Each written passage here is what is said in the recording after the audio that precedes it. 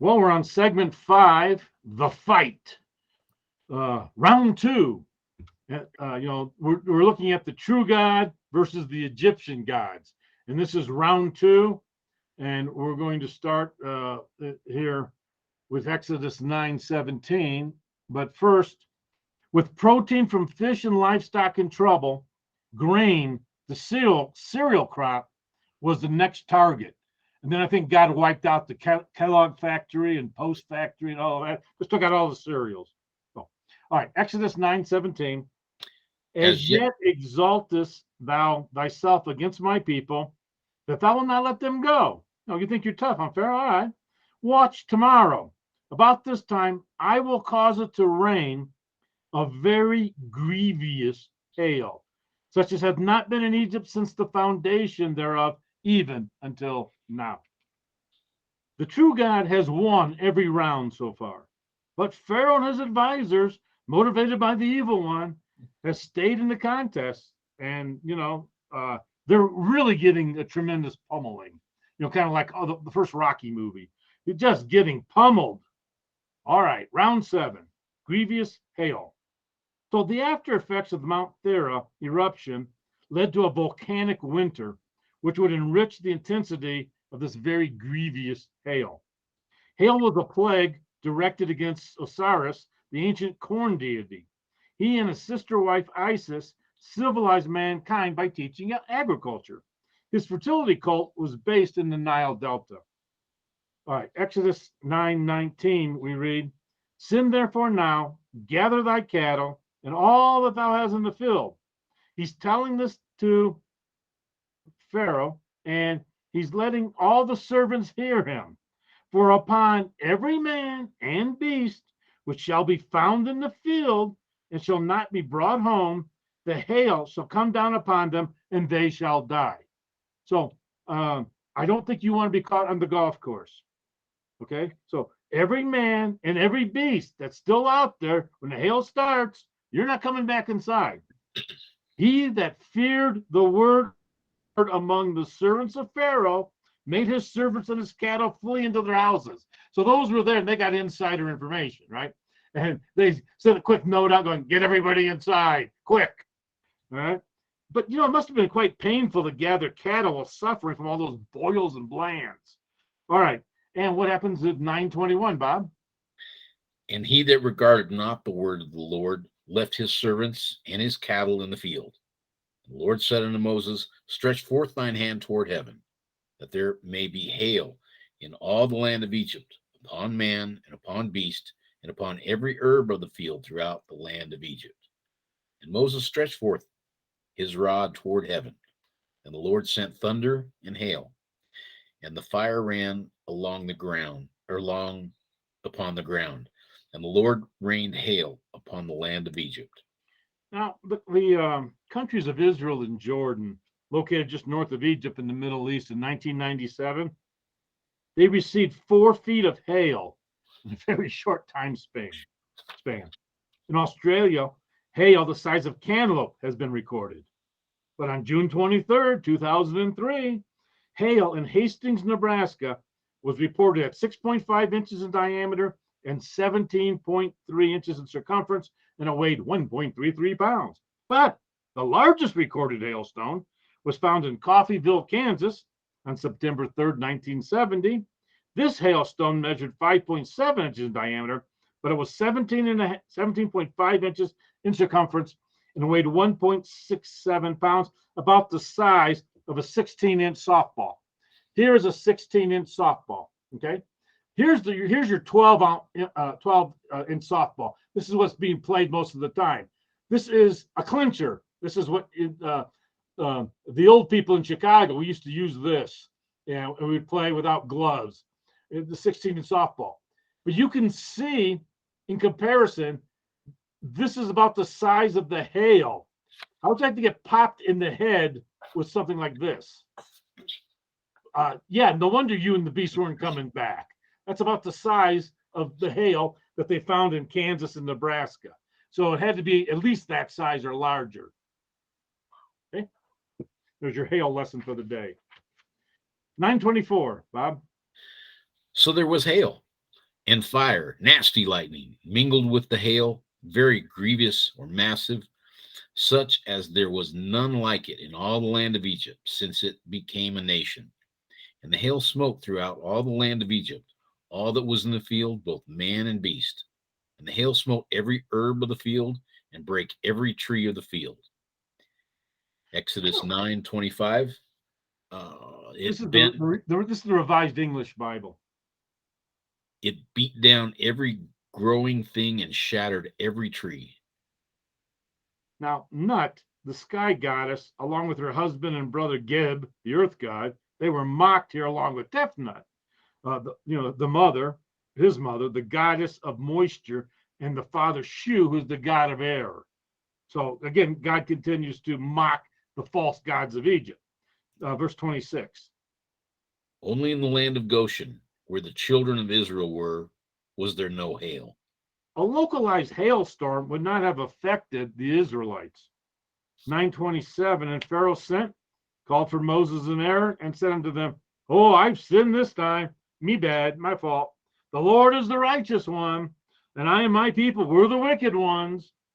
Entreat or intercede with the Lord, for it is enough that there be no more mighty thunderings." The Hebrew reads that there be no more voices of Elohim. You know, how many people still think God thunders? Brings, it's amazing. No more voices of Elohim. A very strong superlative. And hail, and this ice storm, and I will let you go, and you shall stay no longer. And Moses said unto him, all right, as soon as I am gone out of the city, when I am safe, hail somehow doesn't affect Moses from moving around. Moses is walking right through the hail, no problem, not hurting him at all. So when he gets outside the city, I will spread abroad my hands unto the Lord, and the thunder shall cease. Now there shall be any more hail, that thou may know. Here's what you're going to know: how that the earth is the Lord's. But as for thee and thy servants, I know. How did he know? Revelation. I know that you still don't fear the Lord God. And the flax, which is used to make linen, and normally would grow about 3 feet high, and the barley, the grain, was all ruined. For the barley was in the ripening, and the flax was bold or in the bud or blossom. They were just starting to go. And these ripened in the middle of February, early in March. And Israel's going to leave in April. 9:32. But the wheat and the rye were not smitten because they hadn't grown up yet. So all the ones that were starting to grow got pummeled. But some of the ones that just didn't go, but God's got something in store for them. So just the winter crop got decimated by the hail, and another plague will destroy the new growth. Exodus 9:33. And Moses went out of the city from Pharaoh and spread abroad his hands unto the Lord, and the thunders and hail ceased, and the rain was not poured upon the earth. And when Pharaoh saw that the rain and the hail and the thunders were ceased, he sinned yet more, and hardened his heart, he and his servants. And the heart of Pharaoh was hardened, neither would he let the children of Israel go, as the Lord had spoken by Moses. And the Lord said unto Moses, Go in unto Pharaoh, for I have hardened his heart, and the heart of his servants, that I might show these my signs before him, and that thou mayest tell in the ears of thy son and of thy son's sons what things I have wrought in Egypt, and my signs which I have done among them, that ye may know how that I am the Lord. The Lord kept telling Moses what was going to happen, but Moses had to keep deciding to believe and to act on what God was telling him. You're going to do what, God? Hail? Nah, this isn't a good time for hail. Let's do something else. No, he had to go along with it. He had to go, And these confrontations with Pharaoh have been going on for some time.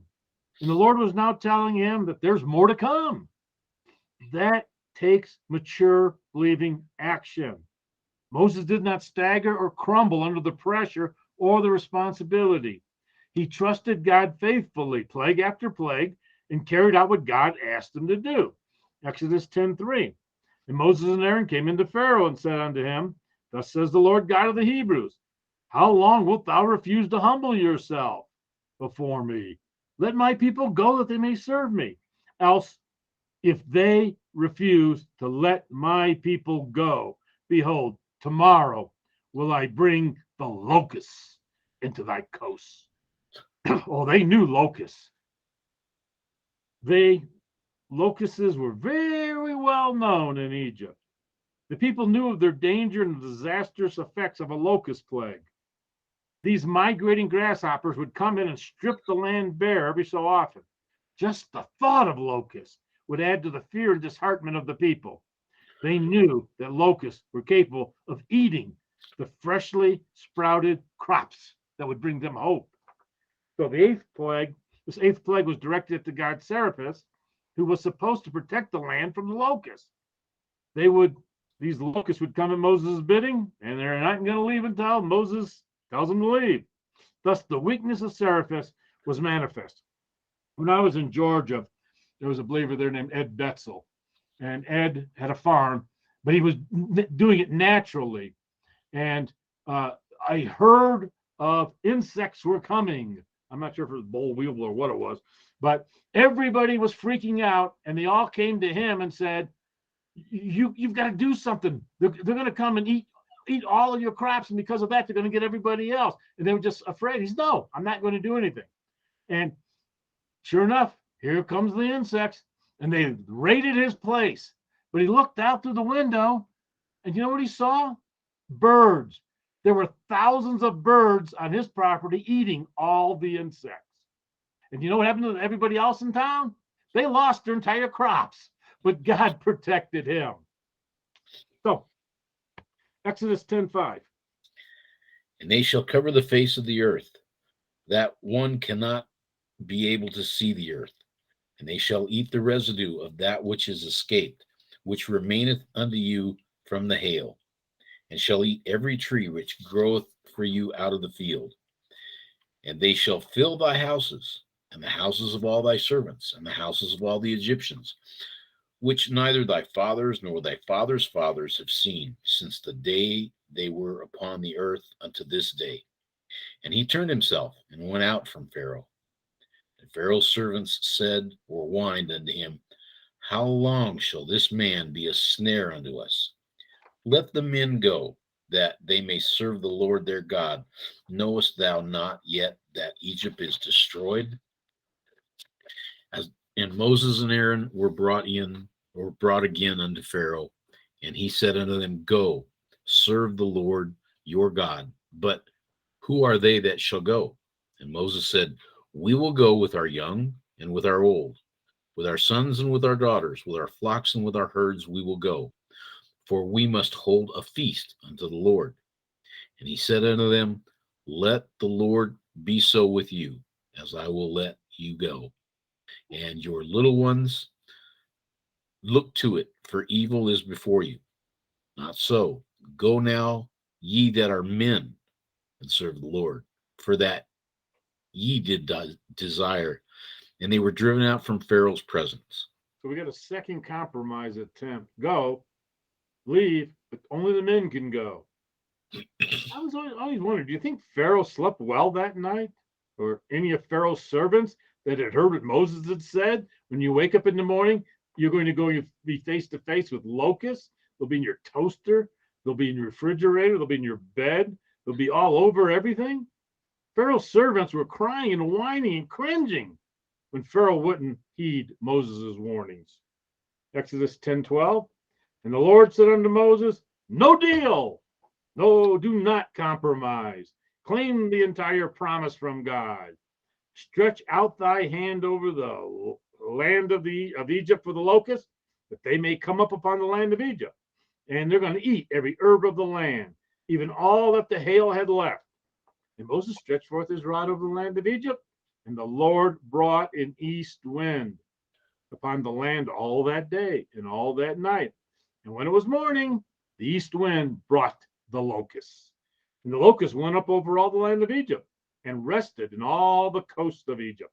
Very grievous, very massive were they. Before them, there was no such locusts as they, neither after them shall be such. See, all these plagues were the supernatural amounts and intensities. Now, verse 15. For they covered the face of the whole earth, so that the land was darkened. And they did eat every herb of the land, and all the fruit of the trees which the hail had left. And there remained not any green thing in the trees or in the herbs of the field throughout all the land of Egypt. They devoured all of the remaining vegetation. Verse 16, and Pharaoh called for Moses, and he called for Aaron. I like that this is added in haste, and said, "Oh, I have sinned against the Lord your God and against you. Now therefore forgive, I pray thee, my sin only this once, and entreat the Lord your God, that he may take away from me this death only." And he went out from Pharaoh and entreated the Lord. Now, why didn't Moses make his request again? Revelation, word of knowledge, word of wisdom. Verse 19 says, and the Lord turned a mighty west wind. The east wind brought him. Now he's turning the wind back to the west. And it took away the locusts, and it cast them into the Red Sea. And there remained not one locust in all the coast of Egypt. So a strong east wind had brought them, and a strong west wind took them quickly away across the entire Egyptian-ruled Sinai Peninsula and into the Red Sea. Totally out of Egypt, because the Sinai Peninsula was part of Egypt. So all the way across that, all the way into the Red Sea. Chapter 10, verse 20.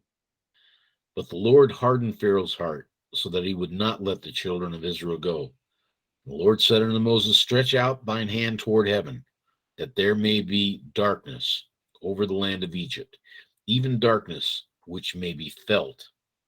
The stretching forth of the hand towards heaven is another of the mocking of the magicians of Pharaoh's court.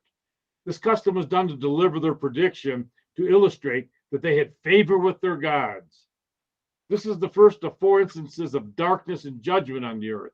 Of course, Matthew 27:45 at the time of Jesus' death, Jude 13 and Revelation 16:10 are the others.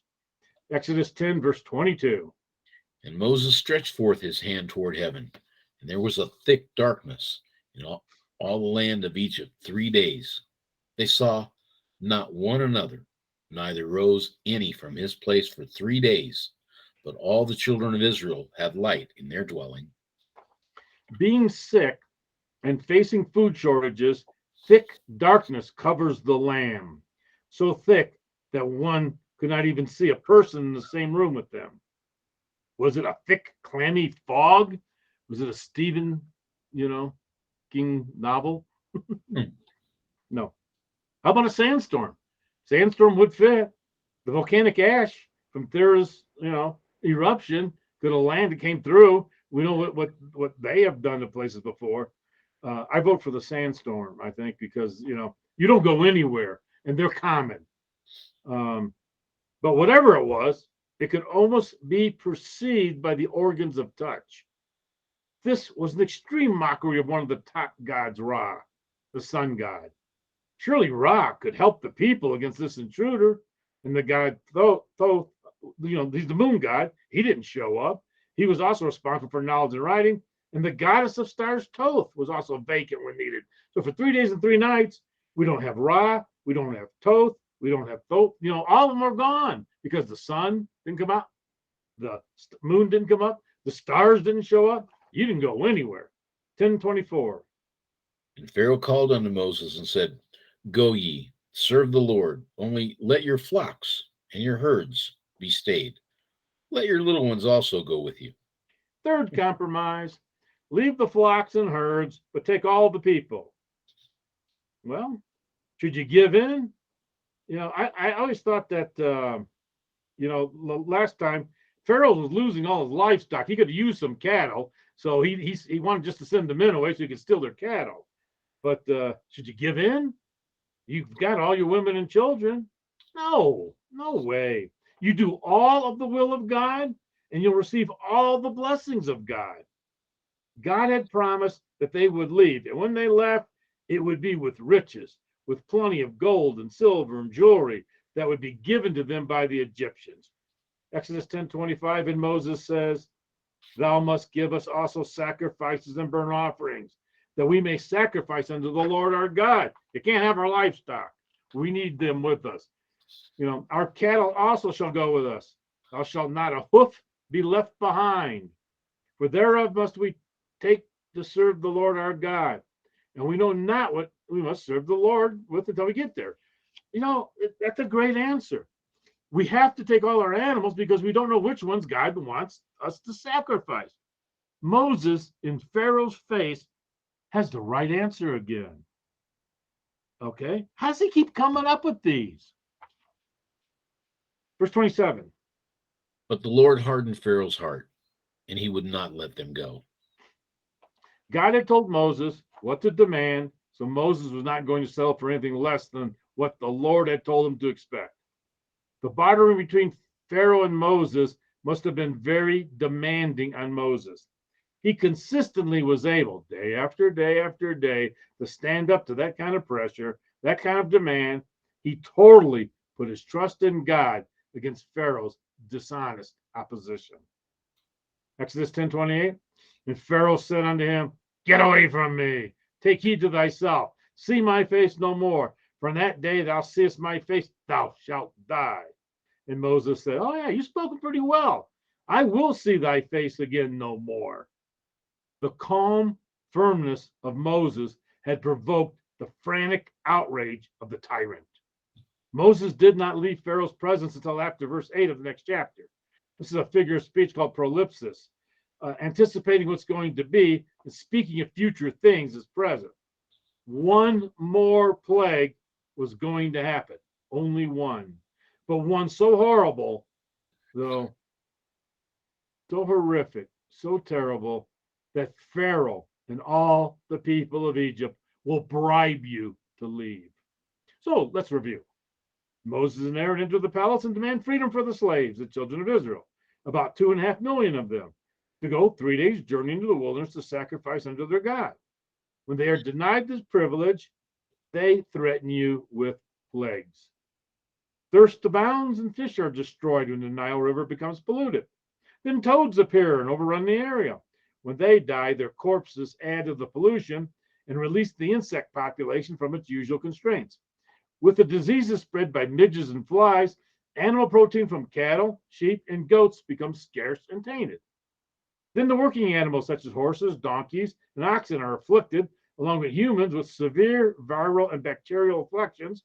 As a result, the winter crops are largely unharvested. Next, huge hailstones strike, causing tremendous crop damages. What is not destroyed by hail is eaten by locusts, including the young shoots and seeds that would otherwise have offered hope. Then darkness, maybe a sandstorm, volcanic ash from Thera's eruption, pumice, caused by volcanoes, has been found in Egypt, and it covers all the remaining food supplies and creates a blanket that bakes any stored food stuff and accelerates rotting, while the Egyptians are still confined in their houses.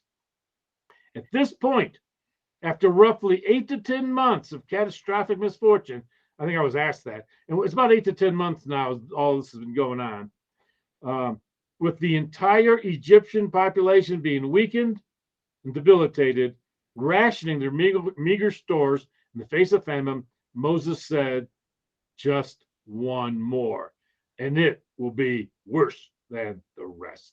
Exodus 11:1. And the Lord said unto Moses, Yet will I bring one plague more upon Pharaoh and upon Egypt. Afterwards he will let you go hence. When he shall let you go, he shall surely thrust you out hence altogether.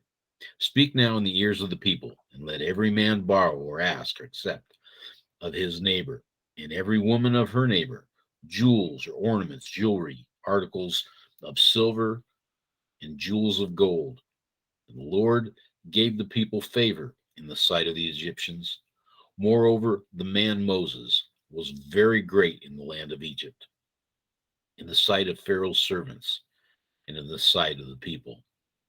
And Moses said, Thus saith the Lord, about midnight, or the middle of the night, will I go out into the midst of Egypt, and all the firstborn in the land of Egypt shall die, from the firstborn of Pharaoh that sitteth upon his throne, even unto the firstborn of the maidservant that is behind the mill, and all the firstborn of beasts.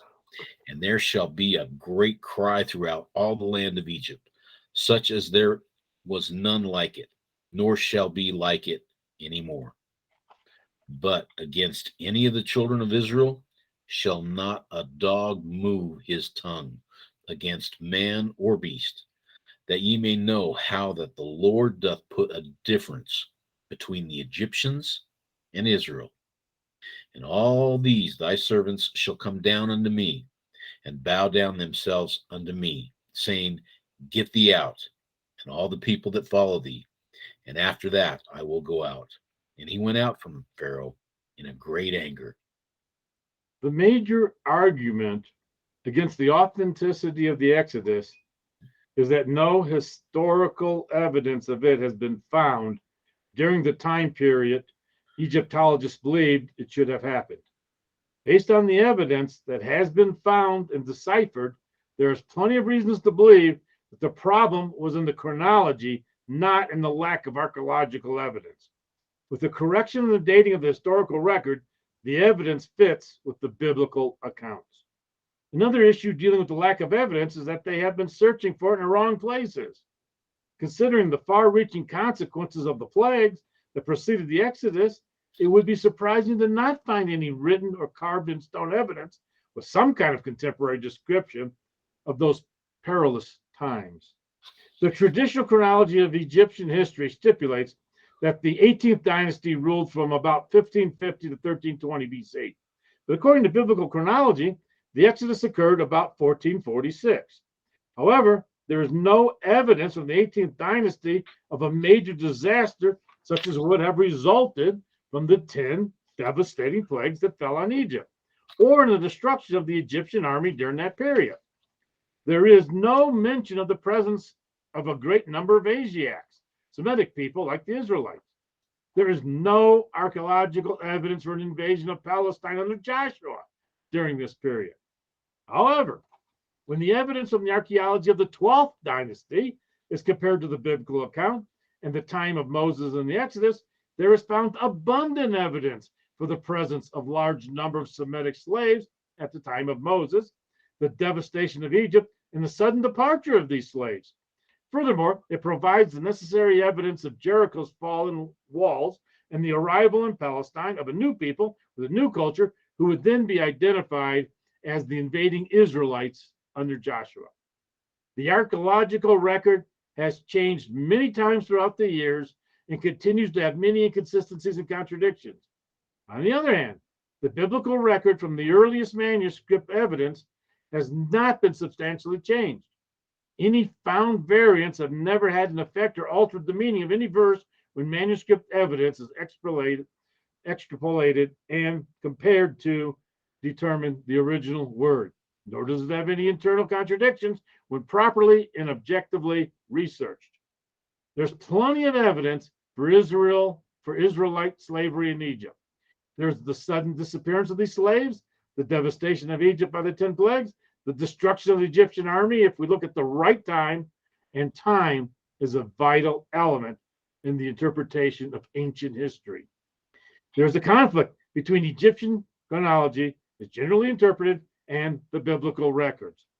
Neither the first dynasty of Egypt nor the pyramids could have existed before Noah's flood. How do we know that? Because they have found out that none of the large pyramids, the big three, have ever been touched by water. They haven't been built after Noah's flood, but according to Egyptian chronology, they were built before the flood. If the Bible is historically reliable, then there must be a mistake in the usual interpretation of Egyptian chronology, which needs to be reduced by centuries. The issue is clear. An acceptance of the present chronological interpretation of Egyptian history and a rejection of the biblical chronology opens the door to skepticism of the rest of the early biblical records. But if Egyptian chronology can be shown to be flawed, a major obstacle to the acceptance of the Bible records is removed, then the Genesis history stands justified.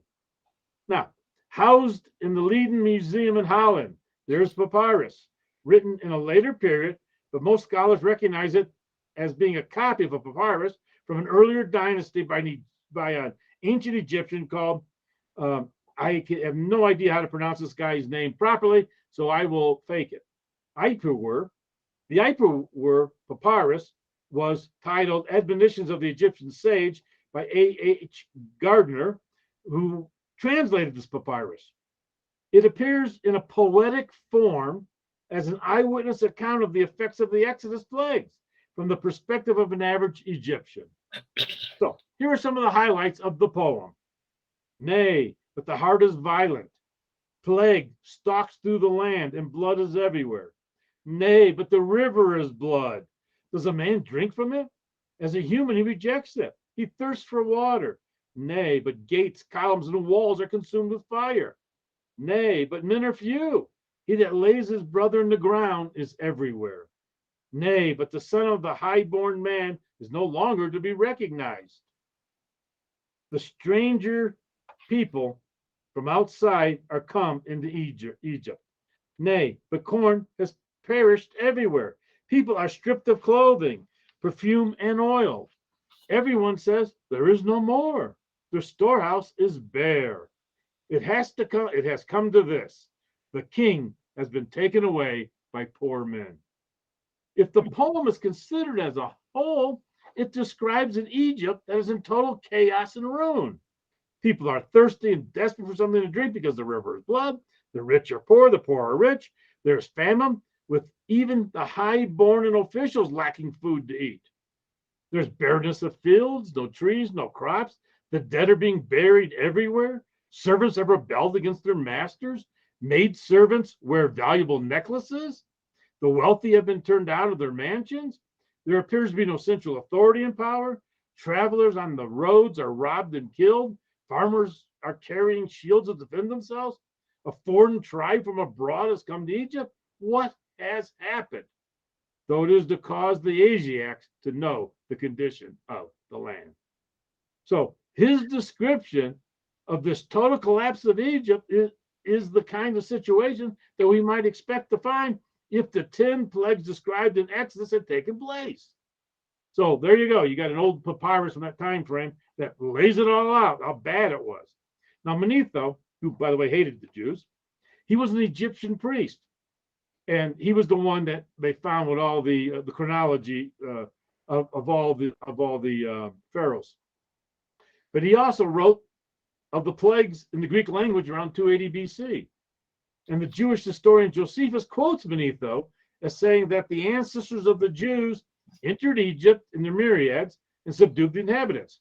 Later, Josephus says that Manetho goes on to admit that they were afterwards driven out of the country, occupied what is now Judea, founded Jerusalem, and built the temple, recognizing all the things that happened that we're going to be reading over the next few weeks. In further writings, according to Josephus, Manetho identifies Moses as Osirisif, an Egyptian priest, indicating that even though Egyptian monuments do not record the fact, the Jews were in Egypt and Moses was their leader. So we're going all the way back to Manetho on this one. Josephus, Eusebius, and Clement of Alexandria all quote this guy Artaphernes, who was another Jewish Hellenistic historian. By the way, he authored a book called On the Jews in the 2nd century BC, and his writings are not well received because he tended to mix fact with fiction to embellish the stories, kind of like the New York Times, that he wrote about. He does write many things about Moses, though, including information concerning the 10 plagues. So this guy wrote all kinds of things, but they have it kind of embellishing stuff. But he recognizes Moses, the plagues, and all these other things that are going on. And 3 different writers talk about him. Now, Josephus speaks of another Egyptian historian, a guy named Charamor, who says that Joseph and Moses were driven out of Egypt at the same time. Of course, we know that Joseph's bones left with Moses. And Josephus also mentions a guy named Lysimachus, who tells a similar story. So there's a number of historians that historically recorded things about the plague. In case you were wondering, the Hermitage Papyrus tells of a time when Egypt was exposed to some terrific catastrophe. Here is another reference to the situation that occurred at the time of the Exodus. So this comes from the Hermitage Papyrus. Bob, how does this inscription read? The inscription in part reads, "The land is utterly perished and naught remains. Perished is this land. The sun is veiled and shines not in the sight of men. None can live when the sun is veiled by clouds. The river is dry, even the river of Egypt. The earth is fallen into misery. Bedouinians pervade the land, for foes are in the east side or sun rising, and the Astaic shall The descend. Asiacs there. Astasiac shall descend into Egypt. The beasts of the desert shall drink from the rivers of Egypt. This land shall be in perturbation. I show thee the land upside down. Happened that which never yet had happened. Men laugh with the laughter of pain. None there is who weepeth because of death. None knoweth that midday is there. His son's shadow is not discerned. This comes from Donovan Corderville, who translated this and put it in the book, The Exodus Problem and Its Ramifications. Now, a piece of granite weighing 2 tons was found in 1887 on a farm near the town of El Arash, lying on its side. At the time, it was being used as a watering trough for livestock. Get a chance to Google that, the El Arash stone. It's amazing how big it is. At the time, it was being used, like I said, as a watering trough for livestock. It was covered, though, in ancient texts. El Arash is located in the region of Egypt known as Goshen, in the biblical text where the children of Israel lived. And that watering trough is now housed in the Museum of Ismailia, Egypt, which is northeast of Cairo near the Suez Canal. And it's known as the El Arash stone or the El Arash shrine. Though well worn over the millennia, some 74 lines of text remain. The text was translated to English by F.L. Griffith, and it's published in the Antiquities. In case you probably have a copy of this in your library. The Antiquities of Tel El Yehudaya and miscellaneous works in Lower Egypt during the years of 1887, 1888. So it was published in London. But it was reprinted by this guy Griffin and another guy Neville, worked on it and retitled it The Mound of the Jew in the City of Oneus. So here is what is on part of the inscription of those 74 lines. This naos, a shrine, is of the Ptolemaic period when it was evidently used as a shrine. It is of black granite, pointed at the top, 4 feet high, 2 feet 7 inches broad, and 2 feet from back to front, weighing 2 tons. Turned ignominiously on its back, it has seen hard service as a water trough, so that the stone has been worn away from the front to the depth of an inch, carrying with it all the dedicatory inscription. The angles and edges are also worn away, and the inscription on the left side has been destroyed by natural scaling. However, the inscriptions of the right side and back are complete, excepting at the edges. In all, there remain 74 lines, besides some scraps visible on the left side. The text is a retelling of a dark period in Egyptian history that sounds very much like the plagues described in Scripture, with the climatic event of the drowning of Pharaoh and his army in the place of the whirlpool, referring to the crossing of the Red Sea. There's a unique hieroglyph on it, 3 waves and 2 knives. Egyptologist James Hoffmeyer has suggested that this is a literal reference to the parting of the sea, or the parted sea. The text is translated in part as follows. Then the majesty of Seb met her. He found her in this, and there's a question mark. Anytime you see a question mark in any of these, that means there's a word there or there's some hieroglyphics there, but they couldn't figure it out, or it was rubbed so much where there's hardly nothing showing. So they found her in this blank place, which is called Tekharti. He seized her by force. The palace was in great affliction. Su had departed to heaven. There was no exit from the palace by the space of 9 days. Remember the 3 days of it being the 3 days of darkness? Here they're saying it was 9 days. Now, these 9 days were in violence and temperance. None, whether God or man, would see the face of his fellow. This is very reminiscent of the plague of darkness, though. Note the difference between the 3 days and the 9 days, which may or may not be significant. For the 9 days of the great cycle of 9 gods were evidently in view, which might have superimposed over the 3 days to conform with Egyptian religious practices. They couldn't read their clocks, right? Anyway, their phones weren't working. So rabbinical sources say it was 7 days. So the Jewish people say 7, the Egyptians on this thing say 9, the Bible says 3 days. But it probably felt like 9 days or longer. Furthermore, the subjectivity of time under such circumstances, as well as the transmission of the details of this event in history before it was chiseled in stone, may have come into play. Any one of these points might explain the difference from biblical accounts. Furthermore, the shrine is a specific location next to where the sea was parted. In that place, here they call it Becherah. This exact place is mentioned in Exodus 14:2 and in Exodus 14:2 and 9 as the location where the Israelites camped just prior to the parting of the sea. In the book of Exodus, it's called Pi-hahiroth, and we'll talk about that. They camped near Pi-hahiroth, and here they're calling it Bekarta, which is right next to where the Red Sea crossing happened, the parting of the seas. Another line seems to be referencing Moses, and he is referred to as the Prince of the Desert. And his Israelite followers are called the evil ones or the evildoers. It's obviously from an Egyptian point of view. The Egyptian texts also tell about how Pharaoh chased the queen mother, Tefnut, presumably the royal princess that once raised Moses, as she was leaving with the departing Israelites. So they're adding the fact that the lady who saved Moses is being referred to here, and it corroborates with the Talmud. The Sotah 12a of the Talmud, which states that the princess left on the Exodus, marrying the Israelite leader Caleb, the son of Yahweh.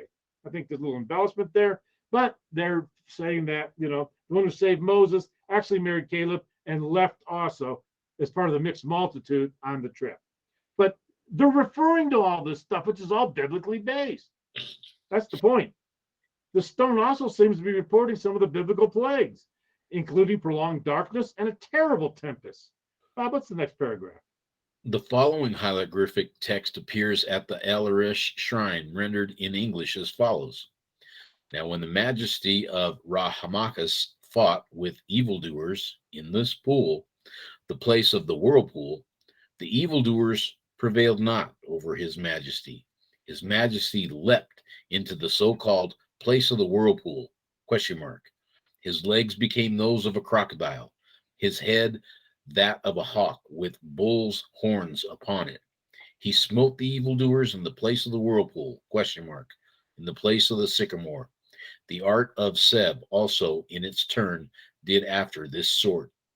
So the Pharaoh, according to the hieroglyphic text of the shrine, pursued the evildoers to the place called Pi-hahiroth, or the place of the whirlpool. Compare Exodus 14:8-9, New King James Version. And the Lord hardened the heart of Pharaoh, king of Egypt, and he pursued the children of Israel. The children of Israel went out with boldness. So the Egyptians pursued them, all the horses and chariots of Pharaoh, his horsemen, and his army, and overtook them, camping by the sea beside Pi-hahiroth before Baal Zephon. The inscription also narrates the death of the Pharaoh during this pursuit, rendered in English as follows. Now, when the majesty fought against the evildoers in this pool, the place of the whirlpool, the evildoers prevailed not over his majesty. His majesty leapt into the place of the whirlpool. It was said that he was lifted by a great force. Well, when you compare that to Exodus 15:9, the New King James Version, it reads, for the horses of Pharaoh went with his chariots and his horsemen into the sea, and the Lord brought back the waters of the sea upon them. So basically what it's saying is that he went into the waters and he came out, he came in with all these different attributes, and he was lifted up into heaven at the whirlpool.